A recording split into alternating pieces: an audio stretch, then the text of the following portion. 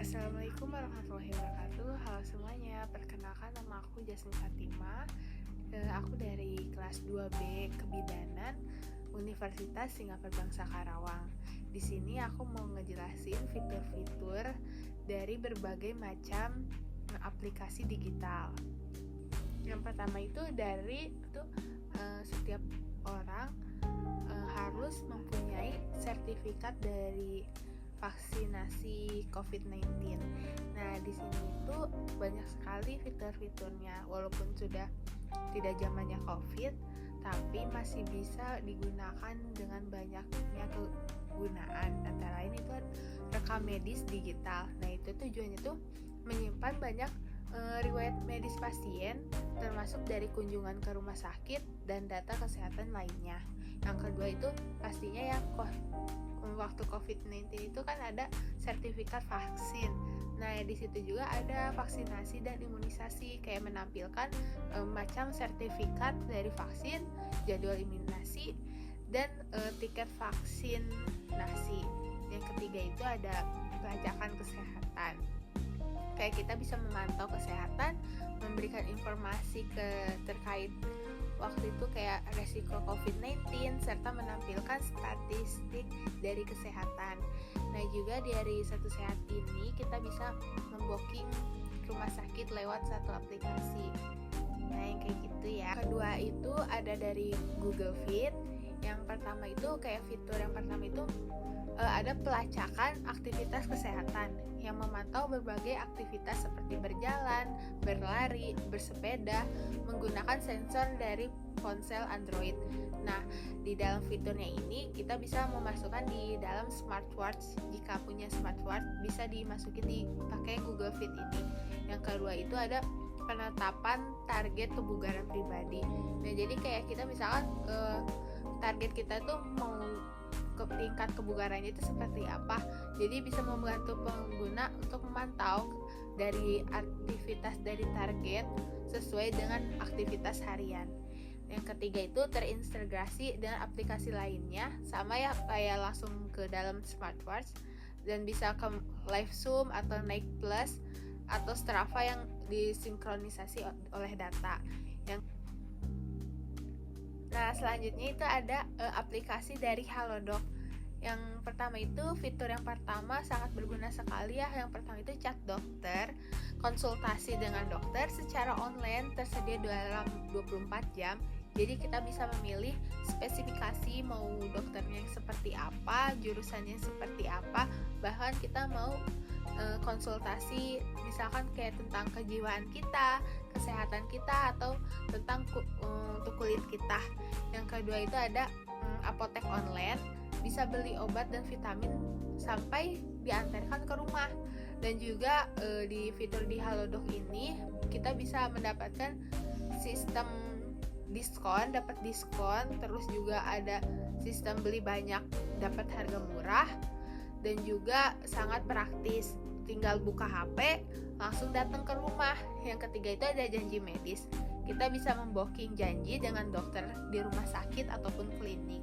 Yang keempat itu ada Pes Lab, yaitu pemeriksaan medis bisa secara online seperti kayak membooking. Jadi kita langsung datang ke tempatnya dan bisa langsung diperiksa. Nah, selanjutnya ada aplikasi digital yang kesehatan, yaitu Fit Aja. Nah, yang di Fit Aja ini hampir sama ya daripada aplikasi sebelumnya, yaitu ada fitur layanan konsultasi kesehatan secara online dengan dokter pilihan. Yang kedua itu ada informasi medis dan resep digital yang mudah diakses secara mudah. Yang ketiganya itu ada pengajuan atau pemantauan status asuransi secara online. Nah, jadi di saat kita asuransinya harus datang ke tempat secara offline. Nah, kalau di dalam Fit Aja itu kita bisa memantaunya dalam online. Nah, yang ketiga itu ada kita bisa membooking rumah sakit juga ya, sama kayak untuk konsultasi kepada dokter kayak gitu. Nah, yang selanjutnya itu ada aplikasi Vita. Nah, dari program Vita ini banyak sekali manfaatnya. Yang pertama itu program kesehatan yang dipersonalisasi, kayak menyediakan berbanyak program keunggulan kayak program diet, olahraga, sampai ke pola hidup sehat. Dan yang kedua itu ada pelacakan aktivitas kalori, sama ya seperti Google Fit. Nah, dimana kita bisa nge-track berapa banyak kalori atau aktivitas dalam sehari yang kita lakukan. Lalu ada panduan nutrisi dan resep sehat. Nah, di dalam aplikasi Vita ini banyak sekali kayak saran makanan sehat berdasarkan pengguna kayak berbagai resep untuk mendukung pola hidup yang sehat. Terus yang keempatnya itu ada program reward atau gamifikasi. Nah, jadi kalau setiap pengguna itu bisa mendapatkan poin dari aktivitas sehat yang telah dilakukan. Poin itu bisa ditukar untuk hadiah yang menarik, kayak seperti aktivitas yang harusnya berbayar bisa gratis menggunakan poin tersebut. Nah, terus bisa terintegrasi dengan perangkat lain, mirip-mirip ya seperti Google Fit.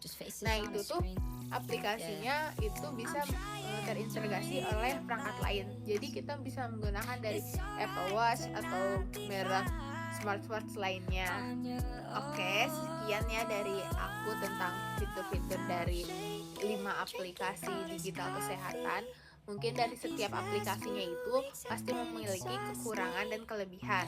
Namun setiap aplikasi tentunya memiliki keunggulan yang masing-masing, tapi juga memiliki dari kekurangannya. Kalau kekurangan dari 5 itu ya selama aku pakai itu hanya